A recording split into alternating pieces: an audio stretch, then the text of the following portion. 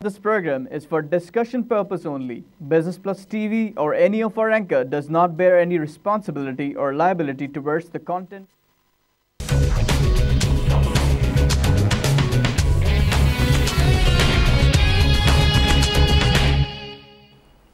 अस्सलाम वालेकुम। Business lunch के साथ मैं हूं आपकी मेज़बान महानूर अली। नाज़रीन, आज हम बिज़नेस लंच में बात करेंगे इंसाफ की। इंसाफ के बारे में कहा जाता है कि फौरी हो और सस्ता हो। पाकिस्तान की जब हम बात करते हैं तो बदकिस्मती से दोनों चीज़ें जो हैं वो नहीं मिलती हैं। और हम ये जानते हैं कि हालिया बरसों में सुना था कि जो असम्बलियाँ हैं, ख़ुद हमारी जो अदालतें हैं, उन्होंने बड़े बड़े जो है कानून बनाए, लेकिन एक आम गरीब आदमी जब मैं ये तमाम चीज़ें देखती हूँ, ख़बरें सुनती हूँ, अखबार पढ़ती हूँ, तो पता चलता है कि उसका कोई पुरसाने हाल नहीं है। अगर उसके पास कोई उसके मुकदमात हैं तो वो इतने डिले हैं, उनका रिकॉर्ड का एक तो वो अगर हिस्सा भी हैं तो वो नज़र नहीं आते। और डिले होने की क्या वजह है और बाकी क्या असबाब हैं, क्यों इंसाफ नहीं मिलता। और ख़ासतौर से जो ख़वातीन हैं उनके लिए कहा जाता है कि मुश्किलात जो हैं वो ज़्यादा हैं, चाहे वो थाने तक जाने की हो, और थाने के बाद तक अगर उनकी कोई खबर या उसकी कोई रिपोर्ट दर्ज हो भी जाए तो उसके बाद जो मुकदमात हैं या अदालत है वहाँ जाने का जो प्रोसेस है वो बहुत जो है ना सिर्फ हितक आमेज़ है बल्कि तकलीफ दे भी है। इस पर भी बात करेंगे। आज हम बात कर रहे हैं challenges and flaws of judicial system in Pakistan. कौन से चैलेंजेस हैं जिनका सामना मज़ीद कर रहे हैं आवाम, चाहे वो ख़वातीन हो या मर्द हजरात हों, बच्चे हों, बूढ़े हों, जो भी लोग हैं, और कौन सा जुडिशल सिस्टम है जिसे बनाया गया है लेकिन अभी तक उससे अवाम मुस्तफ़ीद नहीं हो सके। इस पे बात करेंगे। हमारे साथ मौजूद है हमारे गेस्ट, पहले उनका तारुफ आपसे कराऊंगी। हमारे साथ मौजूद है barrister Khawaja Naveed Ahmed, justice retired high court of Pakistan. इनसे मिलते हैं और जानते हैं, खुद बहुत बड़े बड़े मुकदमात इनके पास हैं। आज जब मेरे साथ ये बैठे हुए हैं, अभी हम प्रोग्राम से पहले डिस्कस कर रहे थे। अस्सलाम वालेकुम ख्वाजा साहब। वालेकुम कैसे हैं आप? अल्लाह का शुक्र। बहुत शुक्रिया ख्वाजा साहब, एक बार फिर से आप आए। और मैं समझती हूँ जब लॉज बनाए जाते हैं तो उस पर इम्प्लीमेंटेशन करवाना सबसे पहले ज़रूरी होता है। और हमेशा मैं आपसे जब भी आप मेरे प्रोग्राम में आते हैं ये बात करती हूँ, कहाँ से शुरू करूँ मुझे समझ नहीं आता। अगर मेरा जो इंट्रो है इसको अगर देख लें आप तो क्या कहेंगे, क्या है हमारा निज़ाम, और अगर निज़ाम बनता है तो उस पर अमल क्यों नहीं है? वो एक बड़ा मशहूर गाना है, अजीब दास्तां है ये, कहाँ शुरू कहाँ ख़त्म। तो बात वही है कि इसको शुरू कहाँ से करें और ख़त्म कहाँ करें, फिर वही कहानी है। हम थोड़े दिन बाद दोबारा रो पीट लेते हैं और मसला वहीं का वहीं रहता है। आपने बात की इंसाफ की, मुझे उस पर जस्टिस M.R. कियानी बड़े विटी आदमी थे और बहुत पढ़े लिखे आदमी थे। उन्होंने किताब लिखी हाफ ट्रुथ, उर्दू में भी उसका तर्जमा शाया हुआ अफकार परेशान। तो मैंने वो उर्दू वाला वर्जन पढ़ा। तो उसमें एक जगह लिखते हैं कि मैं लाहौर में सेशंस जज था, तो एक आदमी का सुबह सुबह केस अपील थी लगी, तो वो अपील टाइम बार्ड थी, उर्दू में लिखा हुआ है ज़ायदुल मयाद थी, और उसमें कोई कंडोनेशन ऑफ डिले की दरख्वास्त भी नहीं थी। तो कहने लगे कि मैंने उस साइल से जो अपेलेंट था इन पर्सन पेश हो रहा था, तो मैंने उससे कहा कि आपकी अपील जो है ये टाइम बार्ड है, ज़ायदुल मयाद है, लिहाजा खारिज की जाती है। कहने लगे उस शख्स ने कहा कि ये तो कोई इंसाफ ना हुआ।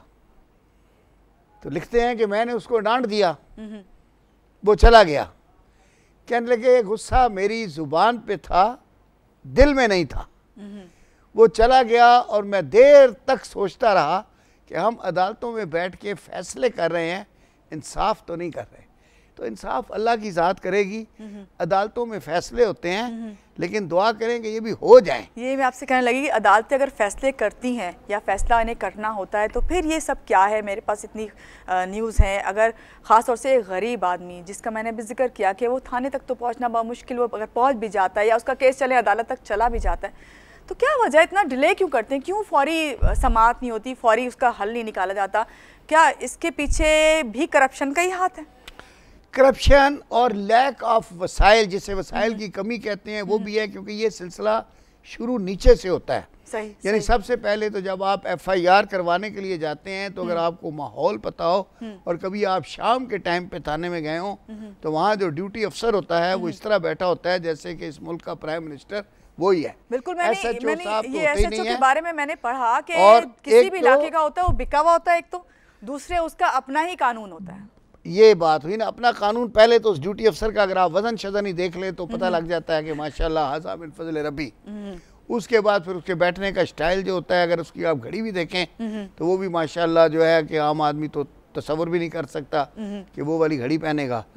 तो उनके पहले तो यही वो देख लें शाम को। अच्छा, उसके बाद फिर जब आप उसको कोई दरख्वास्त दें तो वो वसूल करके नहीं देते, ठप्पा लगा के नहीं देते, और वो कहते हैं कि ये आप अदालत में ले जाएं। आपको खुद मशवरा दे रहे होते हैं कि आप अदालत चले जाएं, जैसे कि अदालत उनके मातहत है। जबकि असल तरीका ये है कि मुकदमा शुरू वहाँ से होता है कि भाई तुम्हें दरख्वास्त दी है, आप इसकी तफ्तीश करें, या जिस अफसर को मार्क करनी है उसको मार्क करें, वो तफ्तीश करे, फिर वो अदालत में ले जाए। आप हर आदमी को मशवरा देते हैं कि अदालत में ले जाए। अब आप देखें इतना जुल्म है, ये आपको अगर सेशन जजेस किसी को बुलाएं यहाँ तो वो आपको बताएंगे आजकल हर रोज़ हर सेशन जज के पास 12 से 14, 10 से 12 22A की दरख्वास्त लगी होती है। 22A सेक्शन है क्रिमिनल प्रोसीजर कोड में, जो जस्टिस ऑफ पीस का होता है, वो सेशंस जज को एज एक्स ऑफिशियो पावर्स देता है, और वो है FIR लिखवाने का सेक्शन। आप थाने में कोई दरख्वास्त लेके चले जाएं, अव्वल तो वो दरख्वास्त लेंगे नहीं, अगर आप बड़े इन्फ्लुएंशियल आदमी हैं जब तक आप उधर नहीं जाएंगे। नहीं, अब आप सुनिए ना, तो वो फिर आपसे कहेंगे कि अच्छा अगर आप बहुत इन्फ्लुएंशियल आदमी हैं और आपने कोई असर रसूख अपना या कायद-ए-आज़म का इस्तेमाल किया, तो फिर वो आपको ठप्पा लगा के दरख्वास्त दे देते हैं। सही।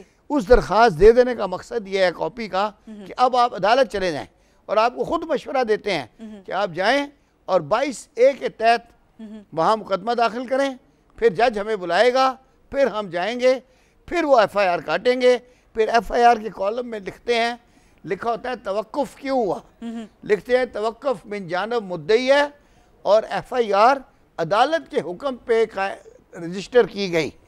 तो पहले तो FIR लिखवाने का तरीका ये है। टीवी पे आते हैं ये लोग, शो करते हैं कि हमने ऑनलाइन FIR कर दी, हमने ये कर दी। बिल्कुल बिल्कुल ऐसा होता है। ऑनलाइन किस गरीब आदमी की FIR कटती है, यहाँ तो लाइन ही नहीं लगती, तो ऑनलाइन कहाँ पे होगी। ऑनलाइन आप कायदे-आज़म का भी तो फिर इस्तेमाल नहीं कर सकते ना, नहीं, कोई वो तो सुख नहीं रहेगा उसका, वो फिर उसका नोट सिर्फ फैक्स होके जाता है ना, जिंदा नहीं जाता। ऑनलाइन तो आप स्कैन करके ही भेज सकते हैं। साहब, जब यहीं से मरहला जब आप स्टार्ट करते हैं, आपको नजर आ रहा है कितना क्रिटिकल है, कोई आसान नहीं है, असर रसूख है, तो फिर तो आपके लिए घर बैठ के यही तो मैं कह रहा हूँ कि अदालतों को क्या ये जो कवानीन बनाए जाते हैं, कहा जाता है बड़ी हमारी हुकूमत है, हमारे अदालतें हैं, सब कानून बनाते हैं, असेंबलियों में बड़े बड़े बिल पास होते हैं, तो क्यों होते हैं? सिर्फ ये नाम नेहाद हैं सब। अब आपको असेंबलियों का हम क्या बताएं, वो तो हमारे नुमाइंदे हैं और हमारा ज़्यादातर बजट उन्हीं के ऊपर खर्च होता है। पार्लियामेंट लॉजेज हैं, उसमें रहते हैं, और आप रोज़ रात को इतने टॉक शो सुनती हैं और सुन सुन के थक भी गई होंगी। मैं तो अब कोई लगता है टॉक शो तो बंद कर देता हूँ, इश्तिहार लगा लेता हूँ। इश्तिहार जो होते हैं वो टॉक शो से ज़्यादा बेहतर होते हैं, और इंफॉर्मेटिव भी होते हैं, उनमें एंटरटेनमेंट भी होती है। सही सही। टॉक शो में तो वो भी नहीं होती। तो क्या है कि वो रो रो के थक गए हैं, बड़े बड़े लोग जो हैं, लेकिन कुछ नहीं होता। उनमें बड़े बड़े नाम हैं, मैं नाम लेना नहीं चाहता ताकि अननेसेसरी किसी का कोई नाम ना आ जाए। तो वो बेचारे माथा पीट के रोज़ चले जाते हैं, कुछ भी नहीं होता। कुछ जो ज़्यादा बोलते थे उन पे बैन भी लग गया है। तो वो वही बात है कि हम बोलेंगे तो बोलोगे कि बोलता है, हम कुछ नहीं बोलेंगे। साहब, एक चीज़ और, मैं अभी इससे आगे बढ़ूं कि भाई मैं गैरत के नाम पे कत्ल होने पे बात करूं, या आपको मैं फैक्ट्स एंड फिगर्स की बात करूं। बात करते हैं ये रोज़ाना की बुनियाद पे जो आप लोग देखते हैं अदालतों में केस लगाए जाते हैं, ये 100 से ज़ायद ही होते हैं, जिसमें लेकिन सुनवाई या जिसको डील किया जाता है वो अगर बहुत हो जाए तो 50 से अबव चले जाते हैं। तो इसकी क्या वजह कि बाकी क्या है, लोगों के वेस्ट ऑफ टाइम है, वो सुबह से आए हैं अदालत लगा रहे हैं, इस बारे में आज मुझे ये तो कौन पूछेगा इसको। 7वां 8वां साल हो गया मैं सजेशंस देता आ रहा हूँ, लेकिन किसी के कान पे जूं नहीं रेंगती। आप हमारे यहाँ जितने 24-28 जज बैठते हैं, हर जज साहब की अगर कॉज लिस्ट देखें तो उसमें 100 से ऊपर 80, 90, 70, कई दफ़ा 150 अच्छा केस लगे होते हैं। उन तमाम केसों में वकला नहीं तो उनके जूनियर या उनको हाजिर होना ज़रूरी है, ताकि अगर बारी आ जाए और उस टाइम पे वकील ना हो तो वो बड़े खुश होते हैं, नॉन प्रोसिक्यूशन में डिसमिस, और वो कहते हैं हमारा डिस्पोजल हो गया। देखे ना, तो एक केस काउंट हो गया, एक काउंट हो गया कि आज हमने डिस्पोज कर दिया। वो नॉन प्रोसिक्यूशन में कि आवाज़ लगाई तो वकील नहीं आया। अब आप 100 केस लगा देंगे हर कोर्ट में, तो वकील कहाँ कहाँ पहुँचेगा। इसका तरीका ये है, मैंने इनको कितनी दफ़ा कहा है और कोई इस पर अमल नहीं करता, कि जजेस जो हैं उनकी एक्सपर्टीज़ है लॉ की, उनकी एक्सपर्टीज़ है केस चलाने की, उनकी एक्सपर्टीज़ है जजमेंट देने की। बाकी केस कैसे लगना है, कब लगना है, क्या तरीका लगना है, मैंने इनसे कहा था कि ये IBA है, लम्स है और यूनिवर्सिटियां हैं जो ये मैनेजमेंट के कोर्स पढ़ाते हैं, आप उनके 2-4 प्रोफेसरों को ये दे दें असाइनमेंट, उनसे कहें कि हमें एक सिस्टम बना के दे दें कि हम ये किस तरह से केस लगाएं ताकि लोगों का वेस्ट ऑफ मैन पावर ना हो। अब आप देखें, अगर सुबह आप किसी अदालत में वहां चली जाएं, सारी सीटें फुल होती हैं, बिल्कुल एक खड़े होने मेले का समा होता है, किसी आपको पता चल जाता है कि आप अदालत के पास पहुंच गए, लेकिन आपको रश नजर। अगर आप कोर्ट के बाहर खड़े हैं, अंदर आपकी आवाज जब लगती है तो आप धक्के मारते हुए जब तक अंदर पेश होते हैं तो वो केस एडजर्न या हो चुका होता है या होने के बस लाइक नजदीक होता है, तो आप कहते हैं जी मैं आ गया, मैं आ गया। या तो फिर वो कि आपको रजाकार कोई मिल जाए, वो आपको वहां तक पहुंचा दे, ये भी सिस्टम है। और रजाकार के लिए भी ये कि आपके पास असर रसूख किसका चाहिए, अब रश में इतना, तो बात ये कि इतने लोगों को बुलाकर आप इतना वजमा क्यों जमा करते हैं। और हाई कोर्ट में parking space is very limited, सारी भर जाती है और बाहर एक पुलिस का ट्रक खड़ा हुआ है जो सिर्फ गाड़ियां उठा रहा होता है सुबह 8 बजे से। बुनियाद वो भी तो एक जुल्म देखें, आदमी बेचारा एक वो भी तो फिर करप्शन में आ जाता है कि आप कोई अपनी अपाहज अम्मा को लेके आया सक्सेशन सर्टिफिकेट के लिए, अम्मा अंदर गई है, बाहर से गाड़ी पुलिस वाले उठा के ले गए, तो ये भी तो कमाई का जरिया है ना। ऐसा वैसा, यानी अभी भी मैं आ रहा था तो एक बच्चा चीख रहा था कि जी मैं अपनी मोटरसाइकिल के पास खड़ा हूँ, मगर उन्होंने उठा के उसकी मोटरसाइकिल ट्रक में डाल दी। उन्होंने कहा तुम वहां पैदल आओ, फिर आके 600 रुपए 500 रुपए जो भी है भरोगे, फिर मिलेंगे। कारोबार है और इस कारोबार में शामिल है, यानी ये आपके इस प्रोग्राम में मैं बोल रहा हूँ तो क्या वो सुन नहीं रहे होंगे?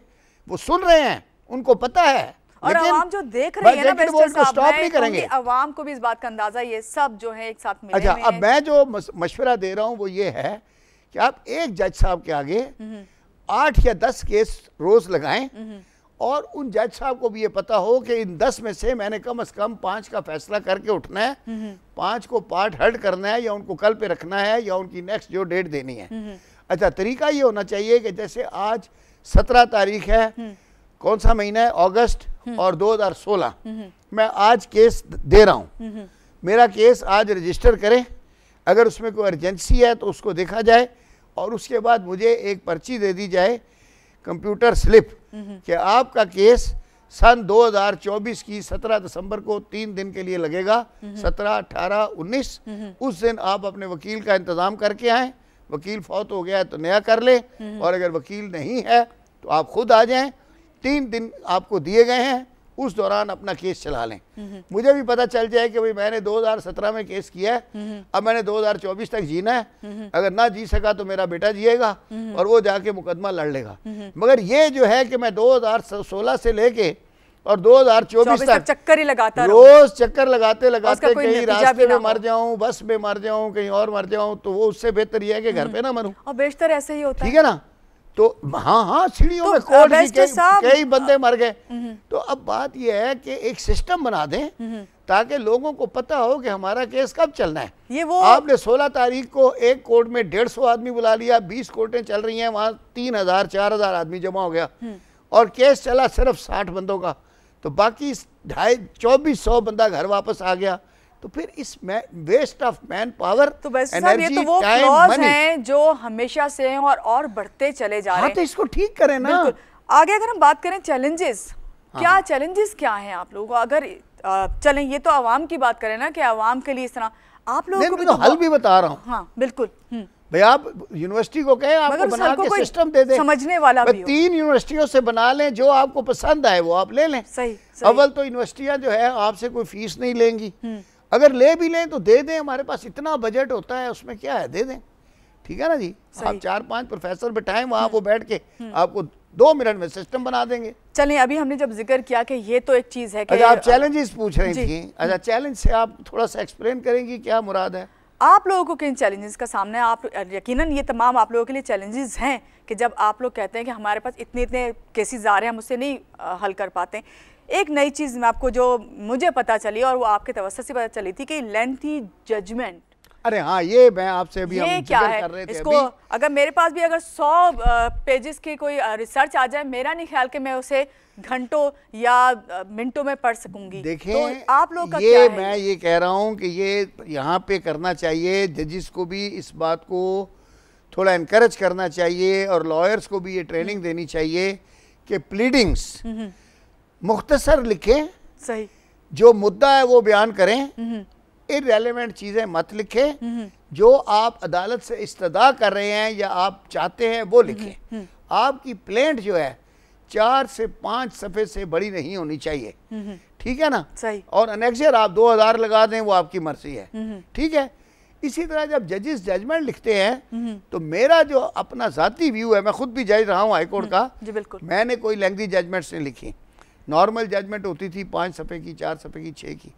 आपके स्टेनो का टाइम बचेगा, आपका टाइम बचेगा और आप कम वक्त में ज़्यादा काम कर सकते हैं। बिल्कुल, आप ज़्यादा तो केस ये कर सकते रीजन हैं। क्या है, लेंथी क्यों रखते हैं इसको? क्या कोई क्या इसका कोई ज्यादा वो आपको असर पड़ता है या क्या पता नहीं? वो समझते हैं कि ज्यादा बड़ी लिखने से आदमी सुकरात बुखरात बन जाता है, पता नहीं उसकी कोई किताब बन जाएगी और उसका असर ज्यादा होगा, और क्या उसका असर ज्यादा होगा, देख के या अपील सुनने वाले जज इतने कंफ्यूज हो जाएंगे कि उनको समझ ही नहीं आएगा कि अपील में क्या लिखें। सही, जजमेंट होनी चाहिए डायरेक्ट 5 से 6 सफ़े की, आधे सफ़े में या एक सफ़े में। एक चीज़ और होनी चाहिए जो मैंने तो खैर इस तरह की चीज़ें इतनी नहीं देखी, लेकिन एक नॉर्मल मैं कभी देखती हूँ कि अगर आप कोई लिखते हैं, कोई रिपोर्ट लिखते हैं कुछ, वो इतनी मुश्किल, चाहे वो इंग्लिश हो या उर्दू हो, वो इतने आम फहम ज़बान में नहीं होती, सादा अल्फाज नहीं होते। ये भी बताएं कि सादा अल्फाज क्यों नहीं रखे जाते?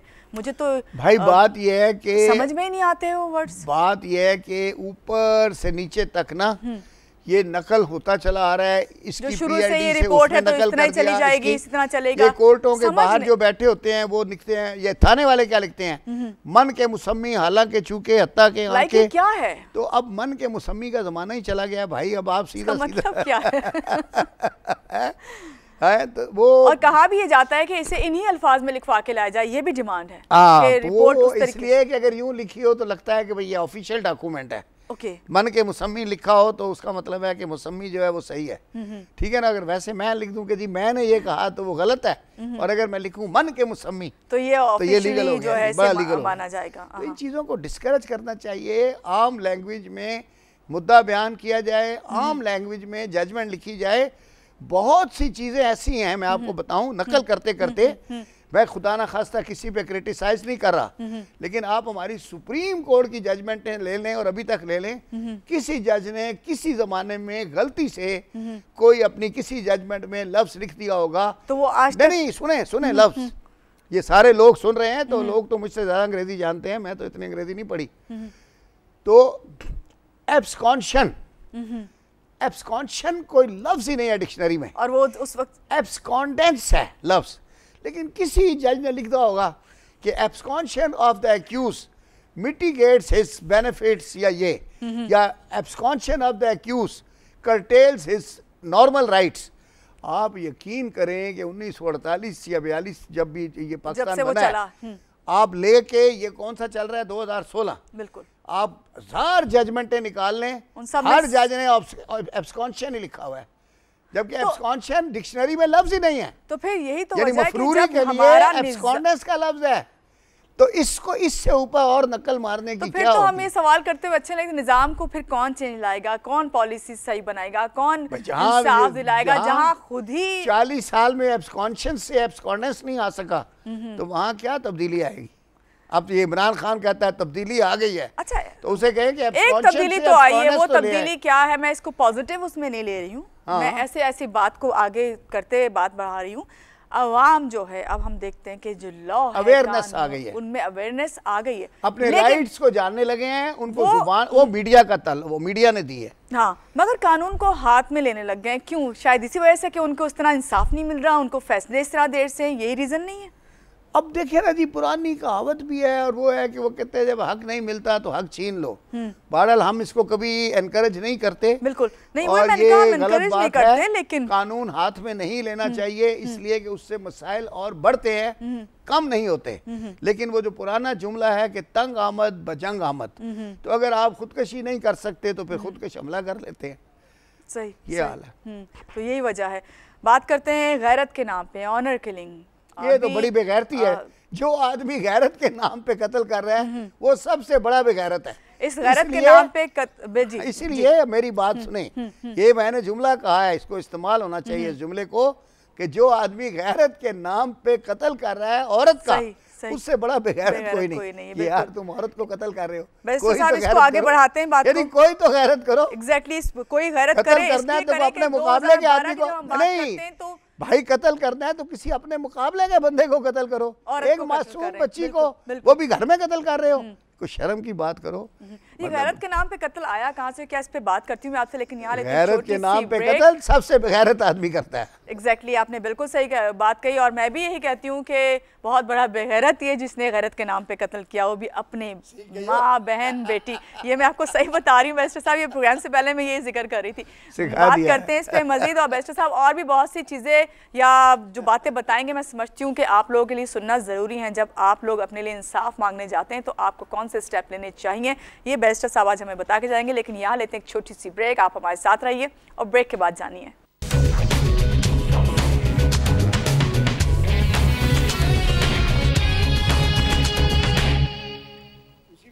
जी जनाब, ब्रेक से आगे वापस, और बात हो रही है इंसाफ की, कानून की, लॉ की, कि किस तरह ये जस्टिस फराहम करता है अवाम को। बैरिस्टर ख्वाजा नवीद साहब मेरे साथ हैं। जब उन्होंने शुरू की बात बैरिस्टर साहब ने और कहा कि जब पहला FIR जो फर्स्ट आपका जो होता है कि आप जाएं और उस थाने में जाके अपनी कंप्लेन करवाएं, वहीं से प्रोसेस गलत है तो आगे जाके कहाँ इंसाफ मिलने वाला है, तो फिर होता है कि चलो वाइंड अप कर देते हैं, प्रोग्राम बंद करते हैं, क्या बातें करनी। लेकिन फिर भी वक्त की ज़रूरत है कि अवेयरनेस सबको हो।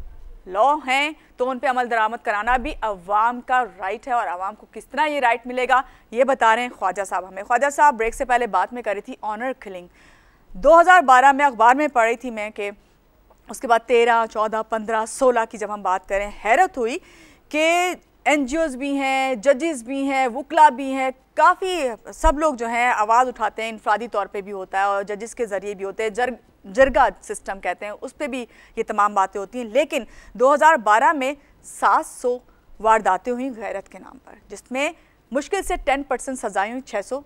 चलो जी, अल्लाह अल्लाह खैर सल्लाह। आज जब हम इवन 5 साल बाद जब इसमें इजाफा हुआ तो हमने देखा कि 1000 से भी ऊपर इसका हुआ, और क्या किया, सजाएं क्या हुई, 7% रह गई और कमी हुई। जब ये चीज़ देखते हैं, ये सब होता है, तो फिर तो और हौसला बढ़ रहा है ना आपका, फिर तो करो, गैरत के नाम पे जितने कत्ल करें।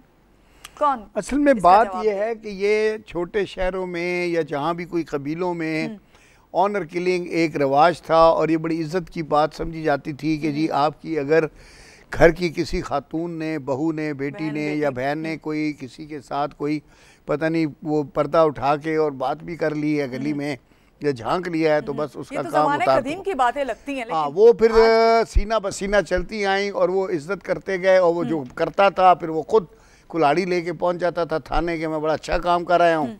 थाने वाले भी उसको शरबत तरबत पिलाते थे, बिठाते थे कि वाह वाह वाह तू आ गया, ज़बरदस्त। फिर सारी वो मिल के, अच्छा फिर वहाँ पता नहीं मुझे एक्चुअल पता नहीं है, रसूमात कहते हैं कि इस तरह की औरत या मर्द का फिर जनाजा भी नहीं पढ़ा जाता, ऐसे ही गड़ा खोल के पता नहीं दफना देते हैं, अल्लाह माफ़ करे, मुझे नहीं पता इसका, और भाई इबरत बना दिया मुझे नॉलेज नहीं। हाँ, बहरहाल ये भी हमने सुनी सुनाई बात है। उसके बाद कहते हैं उसका जनाजा भी नहीं पढ़ते, और वो सारी फैमिली भी कहती है कि भाई ये बड़ा अच्छा काम हुआ। फिर वो जो केस दाखिल होता है, तो अब चूँकि कसास और दियत ऑर्डिनेंस के तहत ये काबिल राज़ीनामा हो गया है, तो वो मकतूला के बुरा साहब यही होते हैं, वो जाके राज़ीनामा करके दे आते हैं। अब ये किया है इस साल से हमने कि ये जो ऑनर किलिंग के नाम पे ये इस तरह खातून का कत्ल करते हैं, इसमें हम अब एक 780A की दफ़ा भी शामिल कर देते हैं कि आप, ये दफ़ा ये है कि आपके इस तरह के फेल से जनरली अवाम में खौफ व हरास पैदा हुआ। सही। अच्छा, अब ये जो दफ़ा है ये कंपाउंडेबल नहीं है, इसमें सुलह नहीं हो सकती, लिहाजा ये घर वालों के अब हाथ से निकल गया कि जी आपने एक आदमी ने मार दिया, बाकी सब ने जाके सुलह कर ली, हफ्ते बाद बंदा घर से बाहर आ गया, ठीक है ना। अब ये गेम ख़त्म हो गया, और इंशाल्लाह ताला अब सजाएं हैं, अब होंगी सजाएं।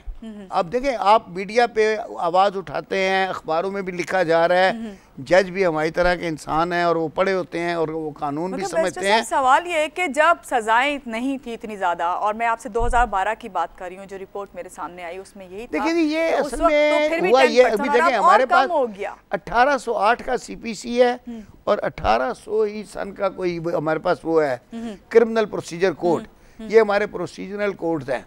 अच्छा, अब ये बनाए गए थे उस वक्त की ज़रूरत के तहत।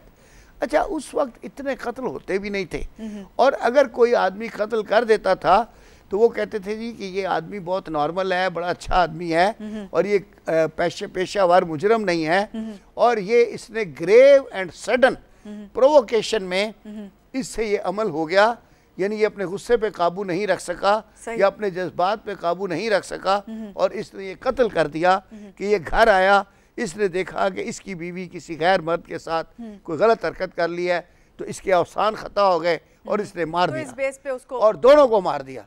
तो वो फिर जज या जो भी सोचता था वो कहता यार इसकी जगह मैं होता मैं भी यही करता। तो नतीजा ये हुआ कि वो सजा जो थी मिटिगेटिंग सर्कमस्टांसेस हो गए कि it was not an intentional murder, it was just an outcome of grave and sudden provocation. लेकिन बाद में फिर ये चीज़ ना प्रोफेशनली यूज़ होनी शुरू हो गई। फिर यहाँ तक वाक़यात हुए कि लोगों ने लड़के को तो मारा बाजार में, उसकी लाश को घसीट के अपने घर लाए, और फिर क्या हुआ कि लड़की अपनी को मारा अपने घर में, फिर दोनों के कपड़े उतारे रख दिए, फिर थाने चले गए, बोला देखे जी हमने पकड़ लिया है और मार दिया है, और वो सुरखरू हो गए, यानी कि फायदा उठाने लगे, यानी आपको कहने उसका का मिस यूज हो गया। सही। तो जब फिर मिस यूज किसी कानून का हो जाए तो फिर अब इतना मिस यूज हुआ कि अब कंदील बलोच के भाई ने भी कर दिया, यानी वो 10 साल तक तो वो उसकी इनकम खा रहे थे, मैं सुन रही हूँ अभी उनको गैरत नहीं आई। 2 दिन पहले की बात इसमें कि शौहर ने बीवी को जो है गैरत के नाम पे कत्ल कर दिया। बड़ा पागल आदमी था, तलाक दे देता।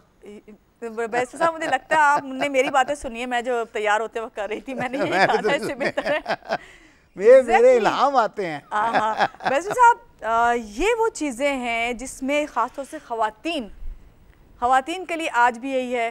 देखिए भाई, शोहरों के लिए तो बड़ा आसान है कि भाई तुम अगर नहीं काबू में तुम्हारे तो आप डिवोर्स दे दो, कत्ल करके अपने ऊपर भी 300 लेना, खुद जेल जाना, मरना, उससे बेहतर है वो उसका है ना वो अफसाना जिसे अंजाम तक लाना ना हो मुमकिन, उसे एक खूबसूरत मोड़ देकर छोड़ना अच्छा, कि बजाय इसके कि आप कत्ल करें और ख़ुद भी मुजरम बन जाएं, उस बेचारी की भी जान ले लें। और देखिए मैं एक बात बताऊं, कत्ल करने वाला उस वक्त तो कत्ल कर देता है, लेकिन उसको अगर ज़रा सी भी उसमें गैरत है, उसमें इतनी गिल्टी फीलिंग होती है कि वो बाकी ज़िंदगी अपनी सुकून से गुजार नहीं सकता। बाकी अब आजकल ज़रा हालात बदल गए हैं, अब ये टारगेट किलर्स और ये अब उनका तो पेशा ही यही हो गया है। इससे पहले कि वैसे साहब हमारे पास टाइम कम रह जाए, मैं कुछ पॉइंट्स हैं जो मैं जनरल नॉलेज के लिए, सबकी नॉलेज के लिए जानना चाहती हूँ आपसे, क्योंकि मुझे भी जानना है। सिविल एक तो होता है कि भाई सिविल लॉ हो गया, उसे सिविल प्रोसीजर कोड के तहत चलाए जाते हैं, उसकी सिविल अदालतें होती हैं, वो सिविल जजेस कहलाते हैं, थर्ड क्लास सिविल जज, सेकंड क्लास सिविल जज, फर्स्ट क्लास सिविल जज, फिर उनके ऊपर होते हैं एडिशनल सेशन जजेस, फिर सेशंस जज जो है वो भी बेसिकली एडिशनल सेशन जज भी सेशन जज ही होता है, लेकिन वो एडिशनल होता है, ज़रा जूनियर होता है। ये प्रोसीजर है। उसके बाद हाई कोर्ट जजेस, फिर सुप्रीम कोर्ट जजेस। अच्छा, अब सिविल केसेस जो हैं, अच्छा क्रिमिनल में क्या है, फर्स्ट क्लास मैजिस्ट्रेट्स होते हैं, असिस्टेंट सेशन जज होते हैं, और फिर एडिशनल सेशन जजेस, और फिर सेशन जजेस, और फिर हाई कोर्ट जजेस, फिर सुप्रीम कोर्ट जजेस। सिविल में जाते हैं, दीवानी केस उन्हें कहते हैं, उन्हें सिविल केसेस, यानी प्रॉपर्टी से मुताल्लिक, किराए के मकान का, केसों के लेन देन का, आपके बैंकिंग के, चेक्स के लेन देन के, इस तरह के जो मामलात है, ये सारे इसको सिविल लिटिगेशन कहते हैं। इसके एक्सपर्ट वकील होते हैं, वो बाकायदा सिविल का काम करते हैं। सही। क्रिमिनल में क्या है कि इसमें कत्ल, चोरी, अगवा, जो भी क्रिमिनल एक्ट है जिसको थाने वाले पकड़ कर लाते हैं, एक्सीडेंट्स के केसेस भी क्रिमिनल में आ जाते हैं। और कॉर्पोरेट क्या होता है? अच्छा, कॉर्पोरेट लॉ जो है, ये जो कंपनियां हैं जो इनकॉर्पोरेटेड है अंदर कंपनीज एक्ट, उनके अंदर डायरेक्टर्स की चेंजिंग, कंपनी का वाइंडिंग अप करना, यानी आप कंपनी नुकसान में चली गई है, क्लोज कर रहे हैं, या कंपनीज का मर्जर करना, तो उसके फिर एक एक्सपर्ट लॉयर्स होते हैं, और वो आजकल तो डॉलरों के हिसाब से फीस भी लेते हैं और स्टॉप वॉच से काम करते हैं, तो वो कॉर्पोरेट लॉयर्स कहलाते हैं। सही। तो उनका एक अपना फील्ड है, और वो ज़्यादातर उनकी चैम्बर प्रैक्टिस होती है। कोर्ट में उनका काम सिर्फ उस वक्त आता है जब कोई उनका मर्जर को चैलेंज कर दे, या कोई वाइंडिंग अप के लिए बहरहाल उनको कोर्ट में आना पड़ता है, क्योंकि उस पर लाइबिलिटीज, लोन्स वोन्स होते हैं। हम टैक्स की बात करें, टैक्स से मुतालिक, अच्छा, इनकम टैक्स वगैरह से मुतालिक जो है वो टैक्स ऑफिसर्स होते हैं, असिस्टेंट कमिश्नर, फिर उनके अपेलेट ट्राइब्यूनल्स होते हैं। इसी तरह कस्टम्स का भी ये है कि उनके डिप्टी कलेक्टर, कलेक्टर होते हैं, उनके अपने वो ट्राइब्यूनल्स होते हैं, फिर उनका अपेलेट ट्राइब्यूनल होता है, फिर सारी जगह से अगर आप डिससेटिस्फाइड हैं या खुद डिपार्टमेंट वाले डिससेटिस्फाइड हैं अपने ही ट्राइब्यूनल के फैसले से, then they come to high court. तो हाई कोर्ट में फिर कॉन्स्टिट्यूशनल जुरिडिक्शन में अगर उनको लीव ग्रांट हो जाए तो फिर उनकी अपीलें या जो भी चीज़ है वो एडमिट हो जाती है और फिर वहाँ से वो सुप्रीम कोर्ट भी जा सकते हैं। तो ये एक मुख्तलिफ उसके शोबे हैं अदालतों के। अदालत का काम मुश्किल है, आसान नहीं है, लेकिन बात यह कि सिस्टम बना दें तो ये रश कम हो जाए। देखिए अदालत के बगैर गुजारा नहीं है। मैं एक बात बता दूं, अदालत के बगैर गुजारा नहीं है। ये जो सिस्टम चलता है ये अदालत ही चलाती है। हुकूमत की ज्यादतियों के खिलाफ भी आप अदालत पे आते हैं। अच्छा, मैं हमेशा आपको ये समझाता हूँ कि अदालत जो है वो माँ की गोद की तरह होती है। जिस शख्स पे जुल्म हो रहा होता है, जिस पर ज्यादती हो रही होती है, वो फौरन माँ की गोद में आता है। तो अदालत उसे दिलासा देती है और उसके बाद पूछती है उससे कि भाई क्या हुआ, तेरे साथ क्यों ज्यादती हो रही है। अगर तो उसके साथ ज्यादती हो रही है तो वो फिर उसको रिलीफ देते हैं, और अगर पूछने के बाद पता चलता है कि गलत ये खुद ही था तो फिर उसको रगड़ देते हैं। उसी को ऐसे ही है जैसे एक बच्चा गली में ना किसी बच्चे को मार के आता है, सारे बच्चे उसके पीछे आते हैं और वो आता है एकदम, माँ पहले उसको छुपा लेती है, फिर पूछती है वाकया क्या हुआ, फिर पता चलता है कि जी ये खुद ज्यादती करके आया, फिर उसको अपने वाले को एक लगाती है। तो ये जो असली माँ है। तो बिल्कुल हमारा अदालत का ये सिस्टम है कि जब बंदा आता है हम उसको बिल्कुल गोद लेते हैं। ये आपने बिल्कुल सही लेकिन कहा, उसके बाद फिर अगर वो पता चलता है कि यही गलत था, यही गलत था जो हमारे पास आया, फिर हम उसको ठलक लगाते हैं। मगर बैरिस्टर साहब, सॉरी टू से, ये आपने एग्जांपल बहुत अच्छी दी और हकीकत में अदालत का मकसद यही है। मगर हमारे यहाँ पे उसका बिल्कुल उलट है। आप इससे एग्री करेंगे, जो विक्टिम होता है वो मजीद विक्टिम बन जाता है, वो इसलिए डिले की वजह से। अच्छा, अदरवाइज हम एक बात बताऊं, विक्टिम को अदालतें, देखिए जज होता है, मैं एक बात बताऊं, जज पढ़ा लिखा आदमी होता है और वो जज होता है। मैं खुद भी जज, मगर ऐसी सूरत हाल में हम विक्टिम को हमेशा रिलीफ देते हैं।